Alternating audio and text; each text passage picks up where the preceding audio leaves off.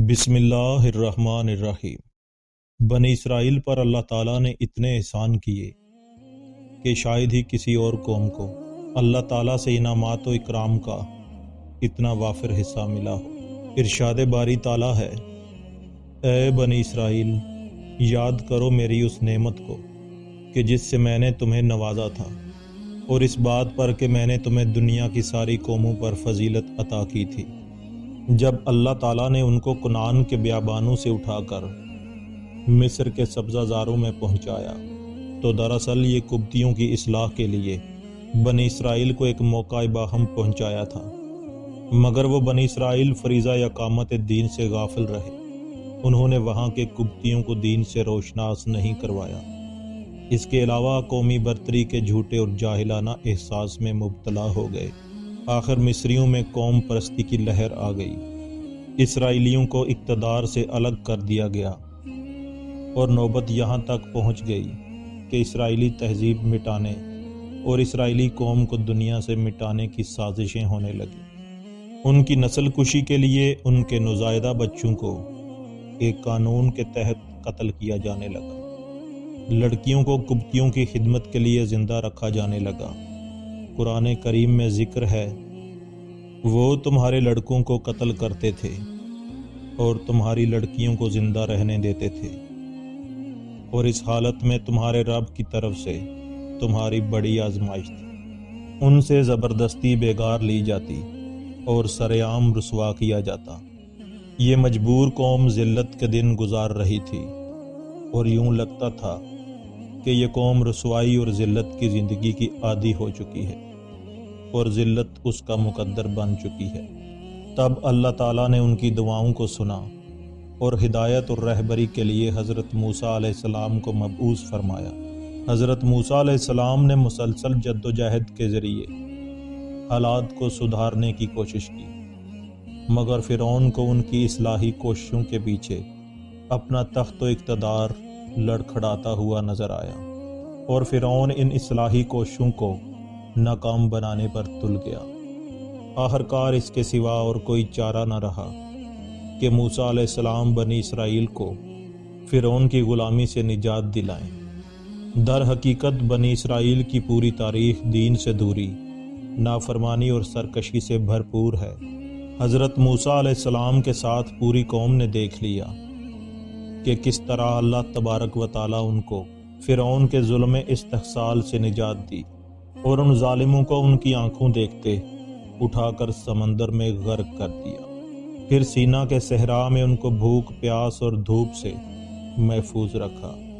مگر یہ قوم کے غلامانہ ذہن ہی جس کا مقدر بن چکی تھی، مصریوں کے عقائد سے بری طرح متاثر ہو چکی تھی، اور مصریوں کے مشرکانہ تمدن میں پوری طرح رنگ چکی تھی۔ چنانچہ موسیٰ علیہ السلام کی چند دن کی غیر حاضری کے دوران یہ قوم شرک جیسی کبھی گمراہی میں مبتلا ہو گئی۔ موسیٰ علیہ السلام کے پیچھے ان کی قوم کے لوگوں نے اپنے زیوروں سے بچھڑے کا ایک پتلا بنایا جس میں سے بیل کی طرح آواز نکلتی۔ کیا انہیں نظر نہیں آتا تھا کہ وہ نہ ان سے بولتا ہے اور نہ ہی کسی معاملے میں ان کی رہنمائی کرتا ہے؟ مگر پھر بھی انہوں نے اسے معبود بنایا، اور وہ سخت ظالم تھے۔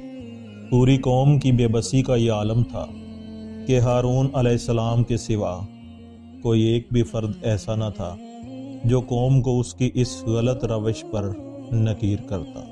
موسیٰ علیہ السلام نے کوہ طور سے واپس آ کر قوم کو اللہ تعالیٰ کے عطا کردہ فرمودہ اسلامی ضابطۂ حیات سے روشناس کیا اور اسے اختیار کرنے کی تلقین کی۔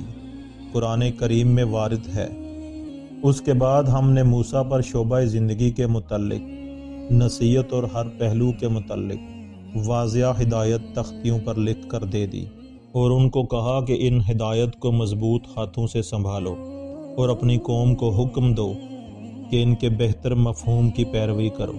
ان قریب میں تمہیں فاسقوں کے گھر دکھاؤں گا۔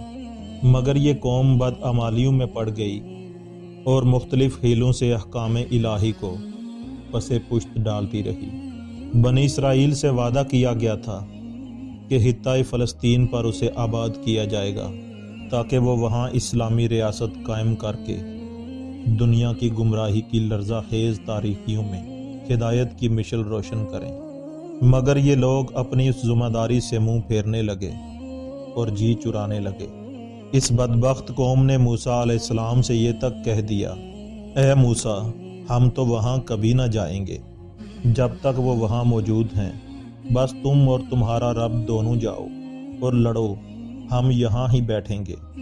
ان کے جہاد سے جی چرانے پر اللہ تعالیٰ نے ارض مقدس اس نسل پر حرام کر دی، اور وہ نسل جو اس وقت موجود تھی، اس کا ایک بھی فرد موسیٰ علیہ السلام کے 2 مخلص صحابیوں کے سوا فلسطین میں داخل نہ ہو سکا۔ سیدنا موسیٰ علیہ السلام کی وفات کے کئی برس بعد ارض فلسطین فتح ہوئی، وہ بھی شاید نئی نسل کے اسلامی تربیت کے بعد، مگر اس قوم میں نافرمانی گویا کوٹ کوٹ کر بھری تھی، اس لیے ان لوگوں نے اللہ تعالیٰ کی آیات کو جھٹلایا، اللہ کی آیات کی غلط اور منمانی تعویلیں کر کے کتاب اللہ کو اپنی خواہشات نفس کے تابع بنا لیا، مشرک قوم کے اثرات قبول کر کے شرک و جاہلیت کے ہر فتنے میں مبتلا ہو گئے، شریعت الہی کے احکام کو مسخ کیا اور دین کی روح کو یکسر ختم کر دیا۔ ان کی اصلاح اور اقامت دین کے لیے انبیاء کرام اور ان کے علاوہ مصلحین اٹھے اور ان کو جھٹلایا، اور ان کی ایذا رسائی میں کوئی کسر باقی نہ چھوڑی، حتیٰ کہ بعض کو قتل کر دیا اور بعض کو پھانسی پر چڑھا دیا۔ اللہ تعالیٰ نے ہفتے کا دن ان کے لیے فراغت کا دن بنایا تھا، مگر اس دن انہوں نے اللہ کی نافرمانی کی۔ قرآن پاک میں اس کیفیت کو اس طرح بیان کیا گیا ہے، پھر تمہیں اپنی قوم کے ان لوگوں کا قصہ تو معلوم ہی ہے جنہوں نے سبت کا قانون توڑا تھا، ہم نے انہیں کہہ دیا کہ بندر بن جاؤ، اور اس حال میں رہو کہ ہر طرف سے تم پر دھتکار پھٹکار پڑے۔ سرزمین فلسطین میں وہ کوئی مضبوط سلطنت قائم نہ کر سکے، جتنے قبیلے تھے اتنی ہی ریاستیں وجود میں آ گئیں، اور ہر ریاست اقامت دین سے غافل تھی۔ فلسطین اور شام کی اصل قوموں یعنی ہبتیوں، امویوں، کنانیوں، فرزیوں وغیرہ میں بدترین قسم کا شرک اور اس پر مبنی انتہائی ظالم اور گندہ معاشرہ تھا۔ اللہ تعالیٰ کا واضح حکم موجود تھا کہ مشرک اور ظالم قوموں کو جہاد اور تبلیغ سے ختم کر کے فلسطین میں اسلامی ریاست قائم کی جائے، مگر جہاد سے بنی اسرائیل کی غفلت کی وجہ سے نہ تو ان قوموں کا قلعہ کما ہو سکا اور نہ کوئی متحدہ اسلامی ریاست قائم ہو سکی۔ حضرت داؤد علیہ السلام کے زمانے تک وہ پوری طرح مشرک قوموں کی تیزی و تمدن میں رنگے جا چکے تھے، مگر شاید ان کی مکمل ذلت و رسوائی مطلوب نہ تھی۔ اللہ تعالیٰ نے ان کو مزید مہلت دی۔ داؤد علیہ السلام اور سلیمان علیہ السلام نے ان کی اصلاح کی کوشش کی، ان کے اعتقاد کی تعمیر کی اور ان کے اندر جہاد کی روح پھونکی، اور تباہی کی طرف چلتی ہوئی قوموں کو سنبھالنے میں ایک دفعہ پھر کامیاب ہو گئے۔ مگر سلیمان علیہ السلام کے بعد اسرائیلیوں میں طوائف الملوکی کا دور شروع ہو گیا۔ بنی اسرائیل پھر 2 ریاستوں میں تقسیم ہو گئے اور بدعمالیوں کی آرائش میں گردن تک دھنس گئے۔ آخر اللہ کے عذاب نے انہیں آ لیا۔ دنیا میں سب سے زیادہ پیغمبر بنی اسرائیل کی طرف بھیجے گئے، مگر انہوں نے ہر پیغمبر کی نافرمانی کی۔ یہ ایک سرکش قوم تھی، یہ ایک نافرمان قوم تھی، اور اللہ تعالیٰ کی سب سے زیادہ نعمتیں انہی پر نازل ہوتی رہی، مگر انہوں نے ہمیشہ اللہ تعالیٰ کے حکم کی نافرمانی کی اور عذاب کے مستحق ہو گئے۔ اور ایک وقت آیا جب ان کو غلام بنا لیا گیا۔ بخت نصر نے ان کی اینٹ سے اینٹ بجا دی، لاکھوں اسرائیلیوں کو قتل کر دیا گیا اور لاکھوں کو غلام بنا کر اپنے ساتھ لے گیا۔